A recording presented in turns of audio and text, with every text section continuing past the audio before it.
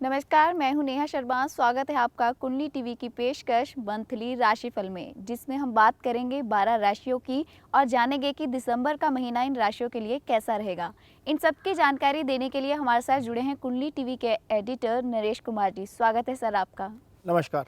तो चलिए जानते हैं कि मिथुन राशि के लिए दिसंबर का महीना कैसा रहने वाला है। चलिए जानते हैं। देखिए नेहा, मिथुन राशि के लिए तीसरे भाव के स्वामी बनते हैं सूर्य, और सूर्य को ग्रहण लग रहा है 4 दिसंबर को। हालाँकि भारत में ग्रहण नहीं होगा, लेकिन चूँकि आपकी कुंडली में जिस भाव के स्वामी सूर्य हैं, उस भाव से संबंधित फल जो हैं वो आपको थोड़े से डिस्टर्ब करेंगे, क्योंकि वो ग्रहण के प्रभाव में है उस घर का मालिक। अब यहाँ पर सूर्य जो है वो तीसरे भाव का मालिक है। तीसरा भाव जो होता है, वो हौसले का भाव होता है, छोटे भाई का भाव होता है, और यहाँ से बॉडी का ये पार्ट देखा जाता है। तो यहाँ पर इन चीज़ों को लेकर आपको थोड़ी-सी दिक्कत हो सकती है। ये तो थी सूर्य ग्रहण की बात और इसके असर की बात, क्योंकि सूर्य ग्रहण का असर 45 दिन तक रहता है, तो लिहाजा 45 दिन तक जो है वो चीज़ें इस मामले में थोड़ी-सी डिस्टर्ब रह सकती हैं। लेकिन अच्छी बात क्या हो रही है, गुरु यहाँ पर अष्टम में से निकलकर 9वें स्थान में चले गए हैं। भाग्य स्थान में गुरु का होना बहुत अच्छा होता है। भाग्य स्थान के कारक ग्रह गुरु हैं। भाग्य स्थान से गोचर होना गुरु का अच्छा है। एक प्लस पॉइंट ये है। दूसरा प्लस पॉइंट ये है कि आय का स्थान और इच्छाओं की पूर्ति का स्थान, इसके स्वामी मंगल बनते हैं, और मंगल का यहाँ पर जाना, पंचम में जाना अच्छा है, और उसका अस्त से उदय अवस्था में आना अच्छा है। मंगल उदय हो चुके हैं 21 नवंबर को, गुरु यहाँ से राशि परिवर्तन कर चुके हैं। शुक्र की दृष्टि लगन के ऊपर पड़ रही है। ये एक स्थिति अच्छी है, क्योंकि शुक्र शुक्र और गुरु दोनों पॉजिटिव प्लैनेट लगन को देख रहे हैं। तो इससे क्या होगा, आपके मन में पॉजिटिविटी आएगी। आपका माइंड जो है इस स्थिति में होने के बावजूद थोड़ा-सा पॉजिटिव रहेगा, और आप चीज़ों को अच्छी तरह से एग्ज़ीक्यूट कर सकेंगे। जी, तो चलिए जानते हैं कि मिथुन राशि के जातकों की हेल्थ कैसी रहेगी इस दिसंबर महीने के दौरान। नेहा देखो, हेल्थ को लेकर थोड़ा-सा कंसर्न रहेगा, क्योंकि कारण ये है कि एक तो सूर्य ओवरऑल हेल्थ के कारक होते हैं, वो ग्रहण की अवस्था में आ रहे हैं। दूसरा, जो ये भाव होता है, छठा भाव, रोग ऋण शत्रु का भाव होता है ये, वहाँ पर सूर्य को ग्रहण लग रहा है। तो जिनको लोअर स्टमक से लेकर कोई समस्या है, या जिनको कोई पाचन संबंधी कोई प्रॉब्लम है, इनको जिनको यूरिन से लेकर कोई समस्या है, तो उनकी समस्या में थोड़ी-सी परेशानी बढ़ सकती है। यदि ऐसी कोई समस्या पेश होती है, यदि कोई सिम्पटम्स नज़र आते हैं, तो उसको नज़रअंदाज मत करिएगा।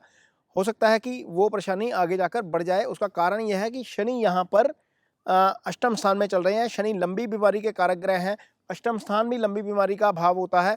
तो यदि चीज़ों को नज़रअंदाज करेंगे तो चीज़ें लंबी खिंच जाएँगी, और आपको लंबा ट्रीटमेंट उसका करवाना पड़ेगा। इस चीज़ का आपको ध्यान रखना होगा। जी, तो चलिए ये हेल्थ की बात रही, आगे हम जानते हैं इनके फाइनेंस के बारे में कि फाइनेंस के लिहाज से जो समय है इनका दिसंबर महीने का कैसा गुज़रेगा? नेहा, फाइनेंस के लिहाज से चीज़ें बेटर होंगी। उसका कारण यह है, गुरु एक बेटर पोज़ीशन में आ गए हैं, लगन को देख रहे हैं, मंगल की दृष्टि अपने भाव के ऊपर है, ये आय स्थान होता है। अब जब आय स्थान को मंगल खुद देख रहे हैं, तो चीज़ें एक तरीके से बेटर होंगी। और यहाँ पर यदि हम देखते हैं, गुरु कर्म स्थान के भी मालिक है। जब कर्म स्थान का मालिक भाग्य स्थान में आ जाता है, हालाँकि ये दूसरे स्थान में ही है, लेकिन 12वें स्थान से अपने में, लेकिन उसके बावजूद यदि आप एमएनसी में काम कर रहे हैं, विदेश का कोई काम कर रहे हैं, तो उससे आपको फ़ायदा होगा। यदि आपका काम एक्सपोर्ट-इम्पोर्ट का है, उससे आपको फ़ायदा हो सकता है। लेकिन सिर्फ़ एक चीज़ का ध्यान रखना है कि खर्चे थोड़े से अनएक्सपेक्टेड आएँगे। कारण ये है कि राहु 12वें भाव से गोचर कर रहे हैं, सूर्य को यहाँ पर ग्रहण लगा है, केतु और सूर्य सीधा यहाँ पर देख रहे हैं। 12वां एक तरीके से बुरे तरीके से एक्टिवेट है, और ऐसा हो सकता है कि कोई ऐसा खर्चा आ जाए जिसकी आपको उम्मीद ना हो। लेकिन इसके बावजूद आपकी मनी का फ्लो जो है वो बढ़ेगा, क्योंकि गुरु बहुत अच्छी पोजीशन में आ गए हैं। गुरु यहाँ पर बैठकर 9वीं दृष्टि से पंचम भाव को देख रहे हैं। पंचम भाव ईज़ी गेन्स का भाव होता है। इसका मतलब ये है कि यदि आपका कोई पेमेंट फँसा हुआ है तो वो आ जाएगा। आप कम काम करेंगे तो भी आपको उसके अच्छे रिज़ल्ट मिलेंगे। उसकी एग्ज़ीक्यूशन से आपको उसके फल जो है, मॉनेटरी गेन बहुत अच्छे मिलेंगे। तो ये चीज़ें जो है वो आपके लिए फ़ेवरेबल रहेंगी गुरु की पोजीशन चेंज होने से। तो ये तो फाइनेंस की बात थी, अब बात करते हैं मिथुन राशि के जातकों की रिश्तों की कि रिश्तों में क्या कुछ नया आने वाला है? देखिए नेहा, जहाँ तक रिश्तों की बात है, तो शुक्र इस भाव का कारक ग्रह होता है। सप्तम भाव जो है वो शादी का भाव है, और शादी के भाव का कारक ग्रह भी शुक्र होता है। यहाँ पर शुक्र ही होता है। इस भाव का मालिक गुरु है। अब गुरु देखिए यहाँ से भाग्यस्थान में आ गए हैं। गुरु यहाँ पर अष्टम में चल रहे थे, शनि के साथ चल रहे थे, तो मैरिटल लाइफ में डिस्टर्बेंस आ रही थी। कहीं न कहीं अंडरस्टैंडिंग में प्रॉब्लम आ रही थी। वो अंडरस्टैंडिंग अब बढ़नी शुरू हो जाएगी। कारण ये है कि ये भाग्यस्थान में चले गए हैं। जिनकी नई शादी होगी, उनका भाग्य उदय एक तरीके से हो गया है। दूसरी बात, जहाँ तक सिंगल्स की बात है, सिंगल्स के भाव का मालिक भी शुक्र है यहाँ पर। पंचम भाव का मालिक यहाँ पर शुक्र बनता है।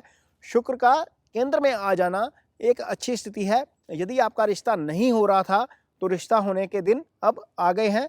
अप्रैल तक गुरु यहाँ पर रहेंगे और अप्रैल तक इस राशि के जातकों का, मिथुन राशि के जातकों का रिश्ता हो सकता है। यदि आपका किसी के साथ अंडरस्टैंडिंग है तो वो अंडरस्टैंडिंग बढ़ सकती है, तालमेल आपसी बढ़ेगा। तो इस लिहाज से ये स्थिति दिसंबर के महीने में ग्रहों की अच्छी है। जी, तो चलिए ये ओवरऑल हमने जानकारी ली है कि इनके रिश्ते कैसे रहेंगे, फाइनेंस कैसा रहेगा, साथ ही साथ इनकी हेल्थ भी कैसी रहेगी। इसी के दौरान मिला-जुला समय उनका रहेगा और मिला-जुला समय रहने की वजह से जो उपाय हैं वो हमारे ऊपर बहुत ज़्यादा इफ़ेक्ट करते हैं। क्या उपाय वो कर सकते हैं? चलिए जानते हैं। देखिए नेहा, मिथुन राशि के जातकों के लिए सबसे पहली बात तो लगन का स्वामी बुध बनता है। तो बुध को मजबूत करने के लिए थोड़ी सी हरियाली लेकर आइए। घर में कहीं पौधे लगा दीजिए, प्लांट लगा दीजिए। यदि आप प्लांटेशन नहीं करते तो घर में गमले रखिए, प्लांटेशन रखिए। जितनी घर में आसपास हरियाली होगी उतना आपको उसका फ़ायदा मिलेगा। यदि ये नहीं कर सकते तो एक पेड़ लगाइए, उस पेड़ की सेवा कीजिए, उस पेड़ को बड़ा होने दे दीजिए। जैसे जैसे वो पेड़ बड़ा होगा वैसे वैसे ना सिर्फ आप बढ़ेंगे बल्कि आपका सुख स्थान, ये छठा जो 6 राशि यहाँ पर कन्या राशि पड़ी है, ये चौथा भाव है और ये सुख स्थान है। यहाँ से क्या आता है नेहा? यहाँ से मकान आता है, यहाँ से गाड़ी आती है, यहाँ से एसेट्स आती हैं, यहाँ से जायदाद आती है। यदि आप एक पेड़ लगाएंगे, पेड़ की सेवा करेंगे, पेड़ बढ़ेगा, आपकी एसेट्स बढ़ती जाएगी। तो आपको एक तो ये उपाय करना चाहिए बुध का। दूसरा उपाय आप क्या कर सकते हैं? पंचम भाव का मालिक यहाँ पर वीनस बनता है, तो पंचम मजबूत होना चाहिए आपकी कुंडली में। पंचम को मजबूत करने के लिए शुक्र का उपाय करिए। शुक्र के उपाय के तौर पर आप गऊ की सेवा कर सकते हैं या फिर आप क्या कर सकते हैं, इत्र किसी को भेंट कर सकते हैं, इत्र लगा सकते हैं। खुद अपनी सफाई रखिए। अपने पार्टनर के साथ, यदि आप मेल हैं तो अपनी वाइफ के साथ संबंध को अच्छा रखिए, उससे शुक्र बहुत अच्छा रहेगा। जी, तो ये था मिथुन राशि का ओवरऑल हाल मंथली राशिफल में। अगले एपिसोड में हम बात करेंगे अगली राशि कर्क की। जुड़े रहें हमारे साथ। धन्यवाद। नमस्कार।